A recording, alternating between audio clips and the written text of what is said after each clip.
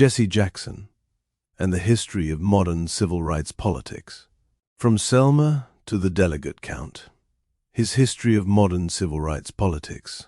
Jesse Jackson spent his life trying to turn moral urgency into real-world power. His efforts extended beyond speeches and marches, encompassing jobs, votes, policy, and bargaining leverage that institutions could not overlook. He died on Tuesday, February 17th, 2026, at the age of 84, according to statements from his family and reporting across major outlets. For millions, he became the most recognizable civil rights leader of the era. After Martin Luther King Jr., he was a preacher with a microphone, an organizer with a target list, and a candidate who showed that a black-led coalition could compete for national power inside a major party. His record was never simple. It carried achievements, harsh criticism, public controversy, and a constant argument about what his style of politics won and what it cost along the way. The story turns on whether Jackson's model of coalition leverage can outlive the man who practiced it. Key points. Jesse Jackson died on Tuesday, February 17th, 2026, at the age of 84. Early reports did not disclose a cause of death. He rose from Jim Crow, South Carolina, to become a leading figure in civil rights organizing, with work tied to the Southern Christian Leadership Conference and Operation Breadbasket in Chicago. He founded Operation Push in 1971 and later built the Rainbow Coalition, eventually merging his organizations into the Rainbow Push Coalition in the 1990s. His Democratic presidential runs in 1984 and 1988 expanded the idea of who could credibly seek national power and helped normalize multiracial coalition politics. He engaged in high-profile international advocacy and negotiation, including efforts tied to Americans detained abroad, which supporters cite as proof he could wield influence beyond elections. In later years, he publicly discussed serious health challenges, including a Parkinson's diagnosis, and later reporting about progressive supranuclear palsy. Background. Jackson was born on October 8, 1941, in Greenville, South Carolina. He came of age in a segregated society that treated politics like a closed club, enforced by law and violence. By the middle of the 1960s, he was drawn into the organizing ecosystem of the civil rights movement, including the Selma to Montgomery voting rights campaign and the broader push to confront northern segregation and economic exclusion. In Chicago, he became closely associated with Operation Breadbasket, an economic justice strategy that used boycotts and targeted consumer pressure to force hiring and contracting changes.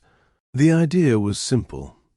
If a business wanted community money, it had to offer community access. After King's assassination, Jackson stepped into a public role that was part continuity and part reinvention. He maintained the movement's language of faith and nonviolence, but shifted his focus toward tangible institutional concessions, such as jobs, representation, voter registration, and later, delegates. He built that approach into organizations. He founded Operation Push in 1971 and later promoted the Rainbow Coalition framework that would become the Rainbow Push Coalition after a merger in the 1990s. In 2023, he stepped away from day-to-day leadership at Rainbow Push while remaining a central symbolic figure in its public identity. The power vacuum after King, leadership, legitimacy, and pressure. After 1968, the civil rights movement faced a brutal structural problem. Moral authority was not the same thing as governing power, and the post-civil rights legal order still left deep economic and political exclusion intact. Jackson's answer was to keep the movement voice loud while building a parallel bargaining strategy. The aim was to extract concessions from corporations and politicians who were sensitive to reputational risk and electoral math. That created two blocks that often misaligned. Some activists wanted sharper confrontation and less compromise. Many institutional players would only move if the price of saying no became higher than the price of saying yes. Two paths always coexisted in his career. One path was pragmatic deal-making that produced incremental change. The other path was backlash, inside the movement and outside it, arguing that his style elevated personality and access over durable reform. Coalition as strategy, how Jackson rewired electoral leverage. Jackson never abandoned moral language, but he increasingly treated politics as a coalition engineering problem. Register voters, build cross-group alliances, force the party and the system to negotiate. That model threatened incumbents in two directions at once. It pressured Democrats from the inside by showing that black turnout and progressive allies could shift outcomes. It also challenged corporate America by targeting hiring and access as measurable deliverables, not vague promises. But coalition leverage carries a built-in trade-off. The broader the coalition, the more fragile the consensus. The same rainbow frame that expands reach also forces constant negotiation over priorities, race, class, labor, foreign policy, faith, and party loyalty. The institutional constraint, why moral victories do not guarantee policy change. Jackson's most ambitious goal was also his hardest. He wanted institutional promises to stick after the cameras left. Economic campaigns can win commitments, but enforcement is hard without audit power, legal hooks, or long-term organizational capacity. That is why critics attacked him as a grandstander. It is also why supporters argued that his visibility was itself a form of leverage. This constraint shaped his vulnerabilities. When a leader's influence is personal and media-driven, scandals and rhetorical mistakes become operational risks, not just reputational ones.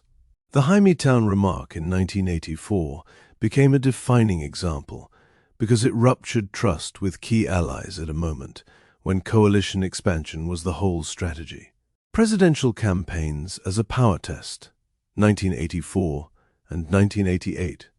Jackson's presidential bids were not simply symbolic. They functioned as stress tests of whether an insurgent coalition could convert mobilization into votes, delegates, and bargaining power at a national convention. Those campaigns also changed incentives for the party. Once a serious constituency demonstrates it can compete, it becomes harder to ignore in platform fights, staffing decisions, and future candidate pipelines. There were always competing interpretations of what those campaigns proved.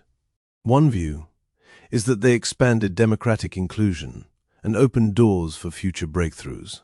Another view is that they exposed a ceiling imposed by party institutions and broader electorate constraints, even when the candidate is historically compelling. The forward risk: coalition politics without organizational discipline. Jackson's approach depended on a delicate, balancing act. Keep moral clarity, but operate inside institutions that reward compromise, patience, and message discipline. That tension is now the live question for his successors and for any organization that claims his lineage. The Rainbow Push Coalition's public structure already reflects a shift away from a single charismatic leader toward executive staff and operational continuity. Whether that transition holds under national attention is a measurable test. Two paths are plausible in the near term. One is stabilization. Jackson becomes an enduring symbol, while the work becomes less personality-driven and more institutional. The other is fragmentation. Competing claimants and competing priorities dilute leverage, because institutions can simply wait the coalition out. What most coverage misses, the hinge, is that Jesse Jackson's most durable innovation was not a speech or a candidacy. It was a repeatable method for turning moral protest into negotiated leverage with institutions. The mechanism is straightforward.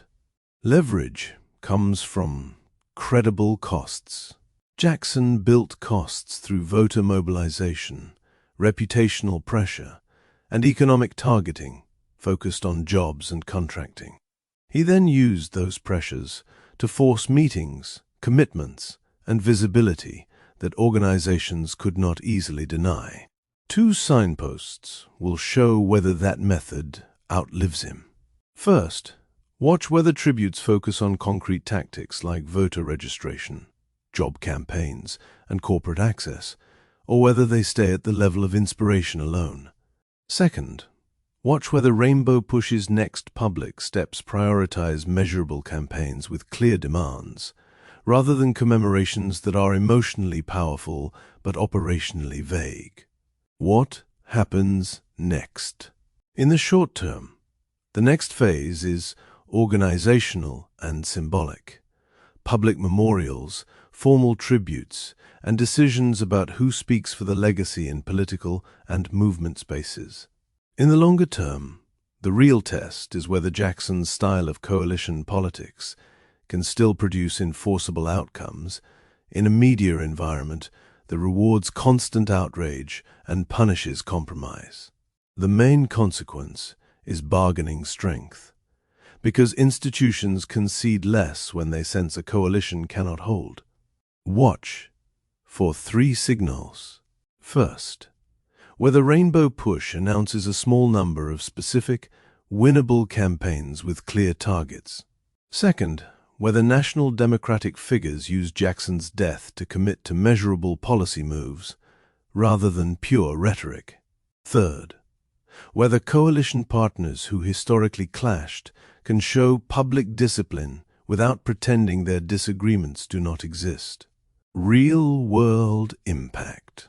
A worker in a city with a long history of exclusion hears that a major employer has changed its hiring pipeline, not because the company suddenly became virtuous, but because organized pressure made inaction expensive.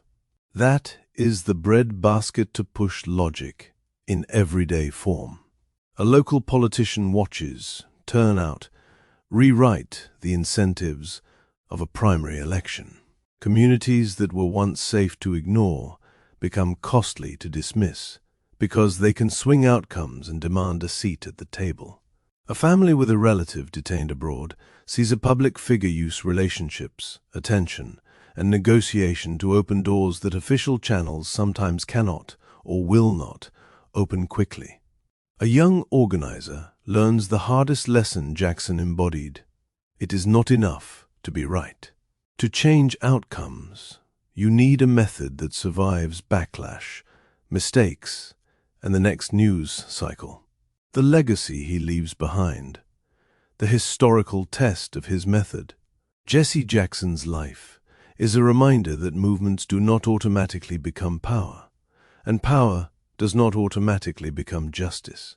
He built a bridge between the civil rights era and modern coalition politics, but he also revealed the bridge's weakness. It requires constant maintenance, discipline, and a willingness to trade moral purity for enforceable gains without losing the moral center.